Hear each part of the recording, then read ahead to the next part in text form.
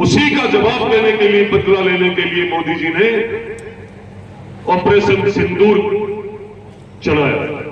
उसके माध्यम से जब हमारा देश का मजबूत नेतृत्व और देश के मजबूत रक्षा मंत्री और हमारी गौरवशाली सेना ने इतना मुंह तोड़ जवाब दिया उस पाकिस्तान को कि जहां उग्रवादियों की फैक्ट्री लगी हुई थी, उनके घर में घुस करके इतना बड़ा नुकसान किया है कि जिसका हम हिसाब नहीं दे सकते हैं। मैं सच बता रहा हूं कि आने वाले समय में आप सबके सामने आ जाएगी कि पाकिस्तान कितना पिछड़ चुका है। आज भी हालात वो खराब हो चुकी है, क्योंकि जिस देश के सैनिक आज इस मंच पे आपके सामने बैठे हैं, और इन सैनिकों की वजह है कि हम सुरक्षित हैं।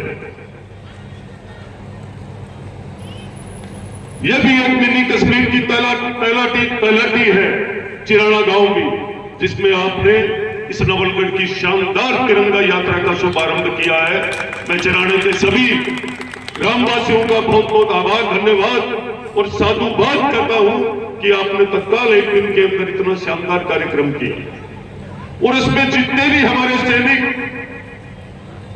जब तक देश के प्रति, राष्ट्र के प्रति हमारे दिल में कोई भाव नहीं है, तो निश्चित रूप से हमें इस देश में रहने का कोई हक नहीं है, चाहे वो कोई भी हो। आज आप लोगों ने मेहनत करके और पूर्व सैनिकों का इतना शानदार मान सम्मान किया है, मन गदगद हो रहा है और दुनिया देख भी रही है। पर मैं आसपास के सभी लोगों से कहना चाहूंगा और इस कार्यक्रम के माध्यम से कहना चाहूंगा कि हर पल, हर एक परिवार इस हिंदुस्तान का सदैव सैनिकों को प्रणाम करते हुए सुबह से लेकर शाम तक एक चर्चा रहती है पूरे प्रदेश में, सिर्फ झुंझुनू का। कोई भी लाल, कभी भी कोई भी युद्ध, छोटे से लेकर बड़ा कोई भी आतंकी हमला होता है तो उसमें हमारी मातृभूमि झुंझुनू का कोई ना कोई वीर इस देश के लिए अपने प्राणों को न्यौछावर कर देता है, और कभी ना कभी झुंझुनू का नाम हर दिन आता है। पर मैं बात जब नेतृत्व की करना चाहता हूं तो आप सैनिकों को पूछिए, अटल बिहारी वाजपेयी जी के पहले किसी भी देश के किसी भी प्रधानमंत्री ने वो व्यवस्था दी थी क्या? मात्र इनके बक्से टोपी आया करती थी।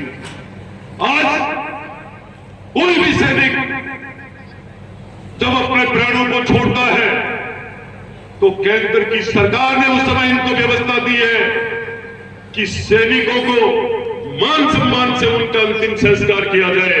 ये केंद्र की सरकार, जो हमारी सरकार है, मैं पार्टी की आज बात नहीं करना चाहूंगा, पर जो केंद्र का मजबूत नेतृत्व है वो मेरे दिल में है, देश के दिल में है, इसलिए ये चर्चा की जा रही है। आज मैं कहना चाहूंगा आप सबको कि एक बार ये स्थिति हो गई थी कि कश्मीर कभी हमारे हाथों से निकल जाएगा क्या? आज वही कश्मीर है जब भारत की संपूर्ण जनता ने यह तय किया था कि भारत का नेतृत्व मजबूत हाथों में जाए और भारत के अंदर हमारा कश्मीर भारत का अंग है और भारत का ही रहेगा। आज वो आपके सामने आपने देखा भी होगा, इस देश के अंदर कोई आंख उठा करके भी देखता है, जवाब दिया है मुंह तोड़ के। भारत की सेना ने पाकिस्तान को यह हालात कर दी है कि इस भाषण के माध्यम से आपने कल परसों एक कार्यक्रम सुना होगा जिसके अंदर ये कह रहे हैं कि ऑपरेशन सिंदूर तो सिर्फ दिखावा है। शर्म करना चाहिए उन लोगों को। आए दिन झुंझुनू के अंदर शहीदों की डेड बॉडी आ रही है, बर्थडे हो रहा है, और हम लोग कह रहे हैं कि ये तो सिर्फ बकवास है। ये राजनीति करने वालों से पूछना चाहिए, ये तिरंगा यात्रा कोई राजनीति रैली नहीं है, ये देश हित के अंदर एक एक सैनिक, नौजवान, हर समाज, हर धर्म का व्यक्ति इस भारत में रहने वाला पूरे भारत में तिरंगा यात्रा निकाल रहा है। जो चिराना गांव में और जो आसपास में घरों में बैठे लोग हैं, मैं उन सबको भी कहना चाहूंगा, ये तिरंगा यात्रा आप सबके लिए है। आज एक एक नौजवान, बच्चा, बड़े बुजुर्ग निकल करके इस तिरंगा यात्रा को सफल करने के लिए निकले हैं, इन सब के दिल में देश के प्रति, जो देश के अंदर जिस दिन 22 अप्रैल को 26 हमारे भाई और साथियों की जान ली थी उग्रवादियों ने, उसके बदले के अंदर पाकिस्तान को मुंह तोड़ जवाब दे करके और हमारी गौरवशाली सेना ने हमें ये दिन दिया है तिरंगा यात्रा निकालने के लिए।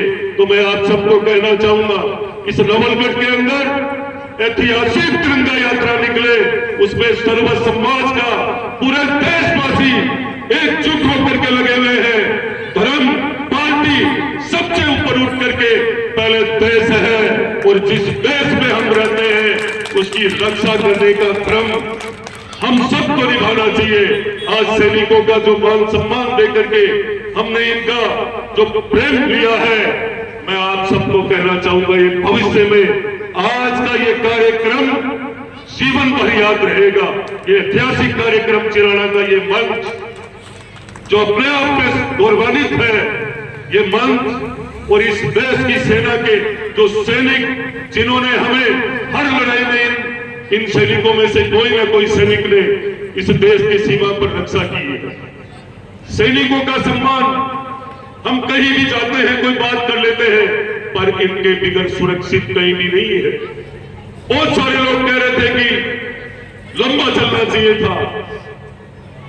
अब आपको बताऊं, मैं मेरे नौर भादरा से रिश्तेदार आए हुए थे और सारे गांव मेरे गांव के अंदर बीच में बैठे थे किसी कार्यक्रम में। तो मैंने उनसे पूछा कि आपके वहां कोई मिसाइल, वो लोग बिल्कुल आगे पीछे दो फाइटर हो रहे थे। ऐसा लग रहा था कि आज चल रही है, पूरा गांव छतों पे आ गया था। यदि 2-3 दिन और बढ़ जाता तो क्या हालात होती इस देश की, आप समझ लीजिए इस बात को। ये जो शीर्ष नेतृत्व में जो काम किया है वो शानदार किया है, पर हमें एक धर्म निभाना है इस तिरंगा यात्रा में। हम सबको घर छोड़ करके, हम सबको घर से निकल करके सूचना के साथ एक शानदार जिस दिन तिरंगा यात्रा नवलगढ़ में हो उस दिन आप सबको आना है। ये पूरा मंच संपूर्ण सैनिक को मैं निवेदन करता हूं आप सबके चरणों में वंदन करते हुए, और मैं पूरे चिराना ग्राम पंचायत आसपास से जितने भी पधारे हुए हैं उन सबको, आपको सोशल मीडिया के माध्यम से भी, मेरे कार्यालय से भी टेलीफोन आ जाएंगे। और जिस तरीके से आपने ये कार्यक्रम सफल किया है तिरंगा यात्रा का, उसी तरीके से हम सबको इस गर्मी में भी कितना भी समय निकाल करके चलना चाहिए, लगना चाहिए। ये झुंझुनू और नवलगढ़ के सैनिक और सैनिकों के साथ हर एक व्यापारी, हर एक कर्मचारी को आना चाहिए। कोई राजनीति नहीं है इसके अंदर, सबको हर विभाग के लोगों को लेकर आना चाहिए, हर परिवार के व्यक्ति को लेकर के आना चाहिए। ये तिरंगा हम सब के लिए, ये तिरंगा ही है। इसी तिरंगे की वजह से हमारा मान सम्मान पूरे दुनिया के अंदर सिरमौर बना हुआ है। मैं इतना ही कहकर मेरी वाणी को विराम देता हूं।